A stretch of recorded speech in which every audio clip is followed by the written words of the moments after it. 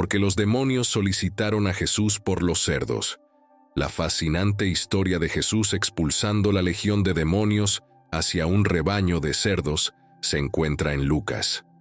Todo comienza mientras Jesús viaja por las colinas al este del río Jordán, una región predominantemente gentil conocida como Decápolis, ciudades gentiles de la región más amplia.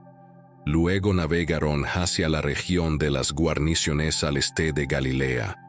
Cuando Jesús pisó tierra firme, un hombre de la ciudad de Gerasa, poseído por demonios desde hacía mucho tiempo, se acercó a él. No llevaba ropa y vivía entre los sepulcros. Al ver a Jesús, soltó un grito terrible que salió de lo más profundo de su garganta, cayendo aterrorizado y aterrado ante él, gritando con todas sus fuerzas: ¿Qué tenemos que ver contigo, Jesús, Hijo del Dios Altísimo?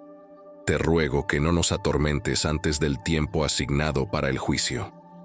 Jesús ya estaba ordenando que el espíritu inmundo saliera del hombre, ya que éste había sido tomado violentamente muchas veces por el demonio, siendo mantenido bajo custodia y atado con cadenas y grillos. Sin embargo, siempre rompía esas ataduras y era llevado por el demonio al desierto. Lucas 8, versículos 26-29, Biblia amplificada. Esta es la descripción más detallada de un hombre bajo el control de un demonio que se encuentra en la Biblia. Es el perfil clásico de la posesión demoníaca. Durante mucho tiempo, el hombre estuvo bajo el dominio del demonio, viviendo como un animal salvaje en lugar de humano, desnudo, deambulaba entre los sepulcros, un comportamiento contrario a la ley judía y a la inclinación humana natural. El hombre poseía una fuerza anormal, rompiendo sus ataduras noche y día, gritando y lastimándose. Viviendo en las montañas entre los sepulcros, su lucha interna era incontrolable y su comportamiento salvaje llevó a las personas a concluir que estaba poseído por un demonio. Intentaron atarlo para evitar que dañara a los demás, pero logró soltarse de las cadenas en varias ocasiones. Finalmente, lograron expulsarlo de la ciudad y terminó viviendo en el cementerio local, hiriéndose a sí mismo. La Biblia describe su conducción por los demonios de la misma manera que describe a un caballo guiado por su jinete o a un barco remado por su tripulación. También leemos que un cierto hombre se acercó a él, sugiriendo que Jesús no buscó directamente a este hombre, sino que el hombre fue atraído hacia él. A Jesús, el hombre no podía liberarse por sí mismo, pero Jesús tenía autoridad completa sobre el espíritu. ¿Qué tengo yo contigo? Te imploro que no me atormentes, dijo el espíritu demoníaco que habitaba en el hombre poseído, no el propio hombre. El demonio no quería dejar el cuerpo que habitaba. La posesión demoníaca ocurre cuando un espíritu demoníaco reside en un cuerpo humano y, a veces, manifiesta su propia personalidad a través de la personalidad del anfitrión. Aunque la posesión demoníaca es una realidad en el mundo actual, debemos ser cautelosos para no ignorar el problema ni dar excesiva énfasis a una supuesta actividad demoníaca. No se nos dice cómo alguien se convierte en poseído por un demonio. Supersticiones, juegos ocultos supuestamente inofensivos, prácticas de espiritismo, engaño de la nueva era, magia y otras prácticas abren la puerta a la engañanza del creyente y al peligro demoníaco. Las personas a menudo se involucran en el ocultismo o en cosas demoníacas porque hay algo allí que aparenta funcionar. Desafortunadamente, hay alguien actuando allí, un espíritu demoníaco. Los demonios quieren habitar cuerpos por una razón similar a la de un vándalo que quiere una lata de spray. Un cuerpo es un arma que puede ser usada en su ataque contra Dios. Los demonios también atacan a los seres humanos porque desprecian la imagen de Dios y tratan de distorsionar y pervertir esa imagen. Los demonios tienen el mismo objetivo con respecto a los cristianos: denigrar la imagen de Dios. Sin embargo, sus tácticas son limitadas en relación con los cristianos, ya que fueron desarmados por la obra de Jesús en la cruz. Aunque pueden engañar y limitar a los cristianos, atrapándolos con miedo e incredulidad, Colosenses 2, versículo 15, Biblia amplificada, tenemos nuevamente la petición irónica: te imploro que no me atormentes, considerando que el hombre estaba frecuente e implacablemente atormentado por los demonios, dominado en cuerpo, mente y alma, temiendo que Jesús también lo atormentara. Lucas 8, versículos 30-33, Biblia amplificada. Enviados al abismo cercano, un gran rebaño de cerdos pastaba en la montaña. Los demonios rogaron a Jesús que les permitiera ingresar a los cerdos, y él concedió permiso. Así, los demonios salieron del hombre y entraron en los cerdos. Desbocados, se precipitaron cuesta abajo y cayeron en el lago, donde se ahogaron. Jesús preguntó el nombre para obtener autoridad sobre el demonio y liberar al poseído. Los exorcistas judíos de la época necesitaban conocer el nombre del demonio, pero Jesús no utilizó el nombre aprendido en ese diálogo. Su autoridad sobre los demonios superaba con creces las supersticiones de la época. Probablemente preguntó el nombre del demonio para comprender la magnitud completa del problema, sabiendo que el hombre estaba poseído por muchos demonios, no solo uno. Un legionario romano normalmente consistía en 6.000 hombres, lo que implicaba que el hombre estaba poseído por un gran número de ellos. Los demonios que habitaban en el hombre no querían ser encarcelados en el abismo, el pozo sin fondo descrito en Apocalipsis, aparentemente un lugar de prisión para ciertos espíritus demoníacos. Preferían la acción a la ociosidad. Salieron del hombre e ingresaron en los cerdos.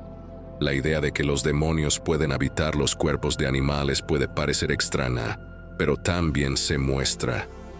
En Génesis 3, fue apropiado que estos demonios fueran arrollados a los cerdos, que son animales no kosher. Cabe destacar que ni siquiera los demonios pueden afligir a los cerdos sin el permiso de Dios, ya que un demonio no puede entrar ni siquiera en cerdos sin ser enviado por Dios. Tienen poco poder y malicia cuando se enfrentan a aquellos que tienen a Dios como protector y defensor. Jesús permitió esto porque el momento de la total demostración de su autoridad sobre sus demonios aún no había llegado. Esto ocurriría en la cruz. Colosenses 2, versículo 15, nos cuenta que en la cruz Jesús desarmó a los demonios en su ataque a los creyentes. Hizo un espectáculo público de su derrota y triunfó sobre ellos en su obra en la cruz. Los espíritus demoníacos hicieron que el rebaño de cerdos actuara de manera errática, llevándolos a correr descontroladamente por las colinas hasta el lago, donde eventualmente se ahogaron. Esto demostró el poder destructivo de los espíritus, así como de su comandante en su camino, mostrando que la verdadera intención de esos demonios era destruir al hombre, al igual que destruyeron a los cerdos. Algunos podrían considerarlo injusto para el dueño de los cerdos, pero los propietarios de los cerdos perdieron su propiedad y aprendieron cómo Jesús valoraba más la vida del hombre que un rebaño. Spurgeon hizo varias observaciones sabias sobre cómo el demonio afectó a los cerdos, prefiriendo la muerte al dominio del demonio. Y si los hombres no fueran peores que los cerdos, tendrían la misma opinión. Cuando los pastores vieron lo que sucedió, huyeron y contaron a la ciudad y la zona circundante. La gente salió para ver lo que había sucedido. Llegaron a Jesús y encontraron al hombre de quien los demonios habían salido, sentado a los pies de Jesús, vestido y en pleno juicio mental. Se asustaron al presenciar esto y contaron a otros cómo el hombre poseído por demonios había sido curado. Entonces, toda la multitud de la región de los Gadarenos y las áreas cercanas le pidió a Jesús que se fuera de allí, ya que estaban abrumados por el miedo. Jesús subió al barco y regresó al lado oeste del mar de Galilea. Estaban asustados y dominados por un gran temor. Tenían más miedo de un hombre libre que de uno poseído. Quedaron aterrorizados al ver al hombre en su juicio sentado a los pies de Jesús, sin saber qué pensar. Los demonios deberían haber tenido la ventaja sobre Jesús según sus supersticiones, pero no la tuvieron. Tuvieron dificultades para aceptar esto. La multitud, por su parte, no parecía interesada en el hombre poseído y atormentado por los demonios entre ellos, pero se incomodaban con la presencia de Jesús. Le pidieron que se fuera, y él cumplió. El trabajo que Jesús estaba haciendo había reunido a toda la multitud, y todos estaban allí para conversar y encontrarse con Jesús. Sin embargo, esto no fue un desarrollo positivo en absoluto. Aquí estaba toda una ciudad en una reunión de oración, orando en contra de su propia bendición. Fue terrible la naturaleza de su oración, pero fue escuchada, y Jesús se alejó de sus dominios cuando las personas temen más lo que Jesús hará en sus vidas que lo que Satanás está haciendo en ese momento. A menudo alejan a Jesús y él puede partir si se le pide. Pero el hombre de quien los demonios habían salido suplicaba e imploraba ir con Jesús. Sin embargo, Jesús lo envió diciendo: «Vuelve a casa y cuenta todas las maravillas que Dios ha hecho por ti». Entonces, el hombre se fue y proclamó por toda la ciudad las grandes cosas que Jesús había hecho por él. El hombre de quien los demonios habían partido pasó a ser conocido por un nombre maravilloso. Tal vez por el resto de su vida. Sería recordado por un nombre que evocaba la gran obra que Jesús había hecho por él. Spurgeon hizo varias observaciones sabias sobre cómo el demonio afectó a los cerdos, prefiriendo la muerte al dominio del demonio, y si los hombres no fueran peores que los cerdos, tendrían la misma opinión. Cuando los pastores vieron lo que sucedió, huyeron y contaron a la ciudad y la zona circundante. La gente salió para ver lo que había sucedido. Llegaron a Jesús y encontraron al hombre de quien los demonios habían salido, sentado a los pies de Jesús, vestido y en pleno juicio mental. Se asustaron al presenciar esto y contaron a otros cómo el hombre poseído por demonios había sido curado. Entonces, toda la multitud de la región de los Gadarenos y las áreas cercanas le pidió a Jesús que se fuera de allí, ya que estaban abrumados por el miedo. Jesús subió al barco y regresó al lado oeste del mar de Galilea.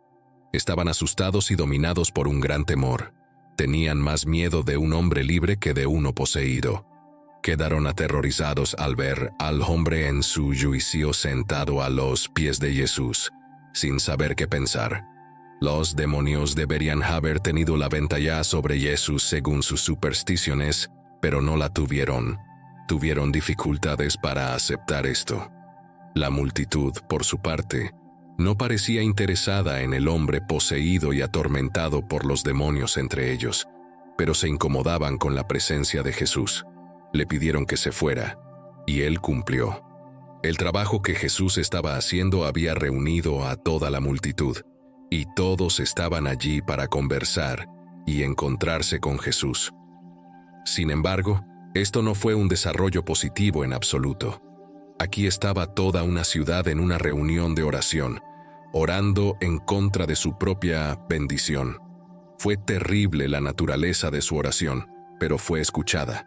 Y Jesús se alejó de sus dominios cuando las personas temen más lo que Jesús hará en sus vidas que lo que Satanás está haciendo en ese momento.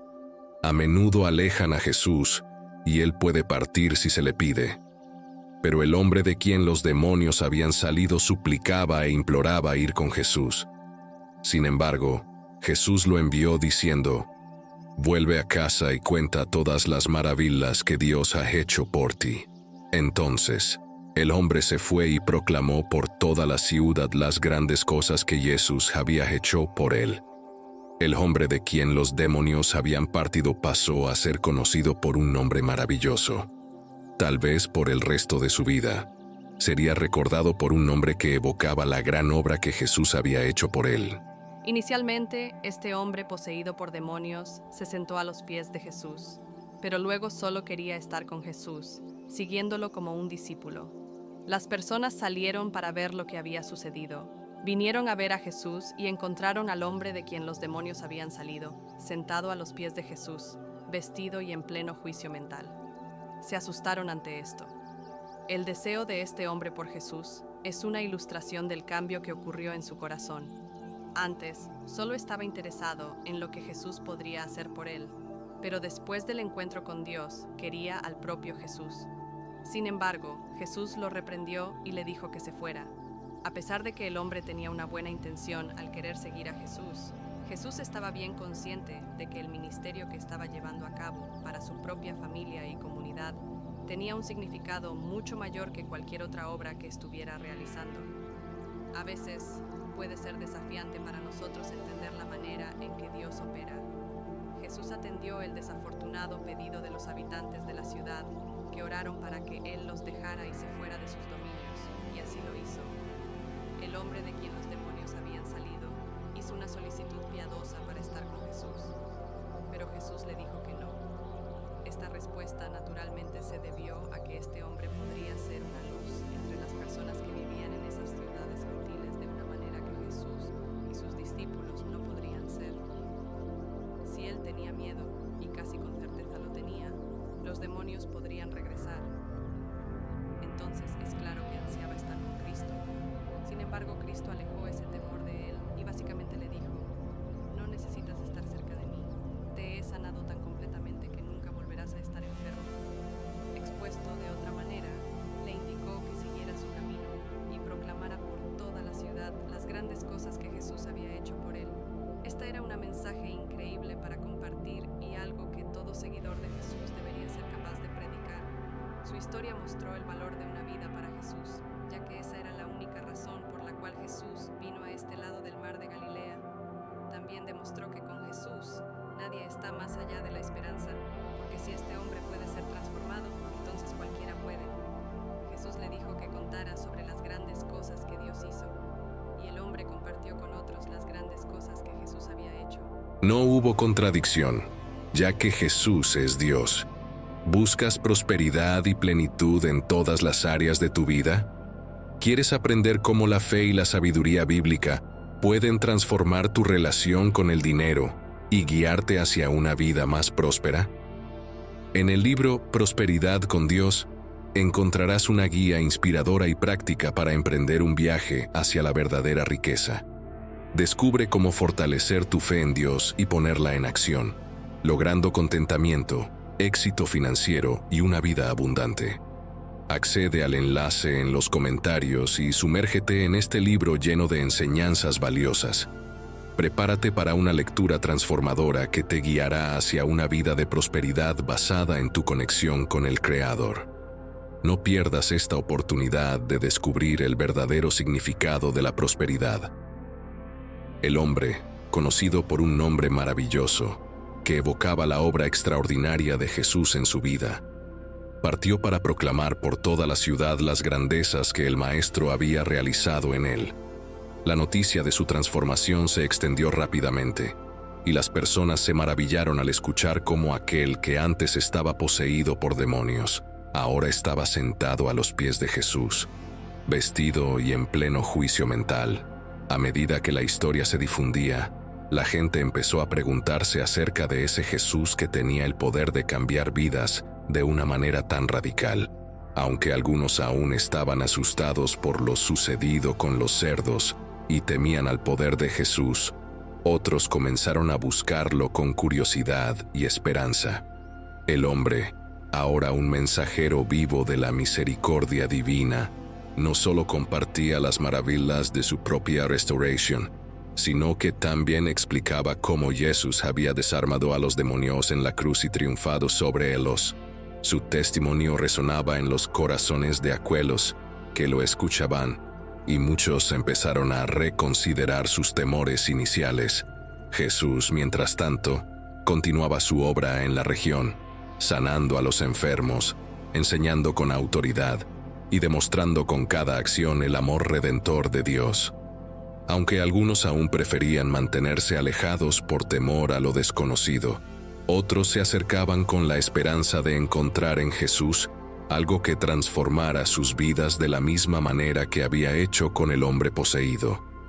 La ciudad, que inicialmente había pedido a Jesús que se fuera, ahora se encontraba dividida en opiniones. Aquellos que habían sido tocados por la gracia de su presencia lo buscaban con fervor, mientras que otros, aún temerosos, permanecían cautelosos.